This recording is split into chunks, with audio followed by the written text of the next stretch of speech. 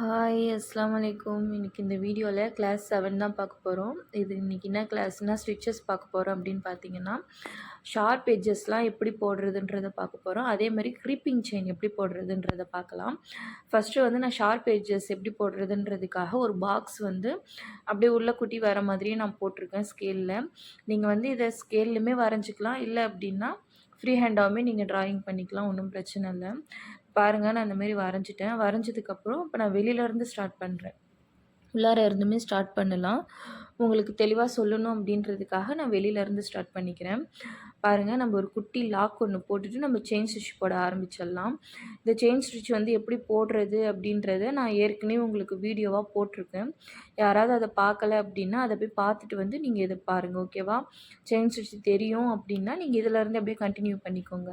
இல்லை இப்போ தான் நான் புதுசாக சேனலை பார்க்குறேன், எனக்கு செயின் ஸ்டிச் தெரியல அப்படின்னா நீங்கள் நம்ம ஏற்கனவே போட்டிருக்க வீடியோஸை போய் பார்த்துட்டு வாங்க. அதில் எப்படி செயின் ஸ்டிச் போடுறது அப்படின்றத நான் கிளியராக சொல்லியிருக்கேன். அதை பார்த்துட்டு வந்து நீங்கள் அதோட அப்படியே கண்டினியூ பண்ணிக்கோங்க, ஓகேவா? இப்போ பாருங்கள், நம்ம போட்டுட்டு வந்துட்டோம்.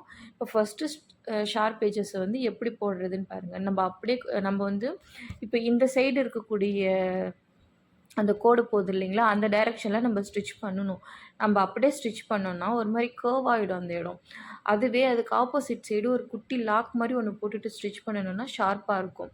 உங்களுக்கு நான் ஒவ்வொரு எட்ஜஸ்லையுமே காமிச்சிருக்கேன் பாருங்கள்.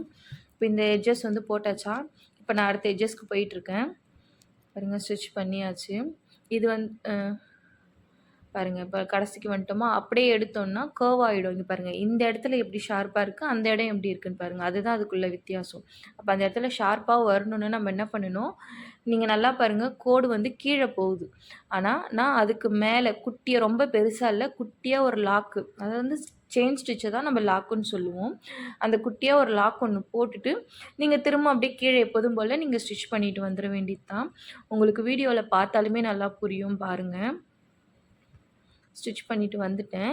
இப்போ இந்த சைடு கோடு வருது. ஆனால் அதுக்கு முன்னாடி நம்ம அந்தாண்ட சைடு வந்து ஒரு குட்டி லாக் ஒன்று போட்டுட்டு தான் நம்ம ஸ்டிச் பண்ணணும், ஓகேவா?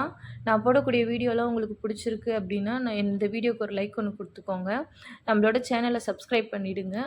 பெல் ஐக்கானை ஆலில் வச்சிங்க அப்படின்னா தான் நான் போடக்கூடிய வீடியோஸ்லாம் உங்களுக்கு நோட்டிஃபிகேஷனில் வரும். அதே மாதிரி யாராவது வாட்ஸ்அப் குரூப்பில் ஜாயின் பண்ணணும்னு நினைக்கிறீங்க அப்படின்னா ஸ்க்ரீனில் தெரிகிற இந்த வாட்ஸ்அப் நம்பருக்கு நீங்கள் வந்து வாட்ஸ்அப் பண்ணிங்கன்னா நான் உங்களுக்கு கிளாஸோட டீட்டெயில்ஸ் சொல்லுவேன். இப்போ பாருங்கள், நம்ம ஃபுல்லாமே போட்டு முடிக்க போகிறோம்.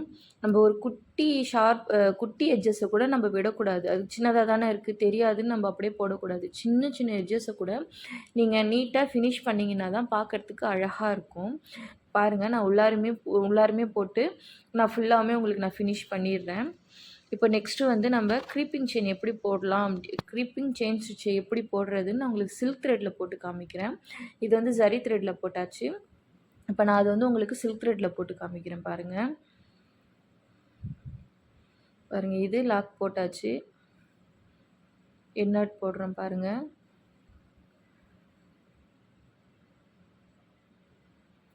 ஓகேவா? எண்ணாட் போட்டாச்சு. இப்போ போட்டுட்டு அந்த க்ரீப்பிங் செயினுக்கு வந்து நான் ஃபஸ்ட்டு வரைஞ்சிக்கிட்டேன். ஃப்ரீ ஹேண்ட்லேயே தான் வரைஞ்சிக்கிட்டு இப்போ நான் உள்ளார இருந்து ஸ்டார்ட் பண்ணுறேன்.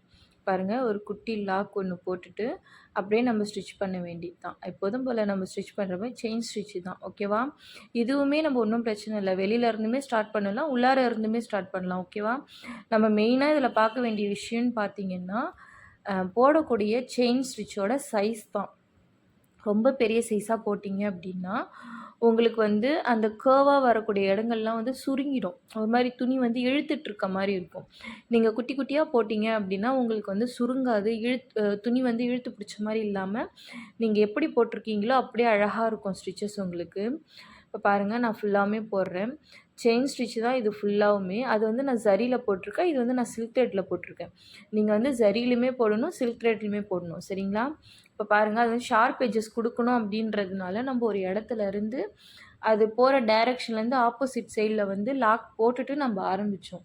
இதில் அப்படி கிடையாது.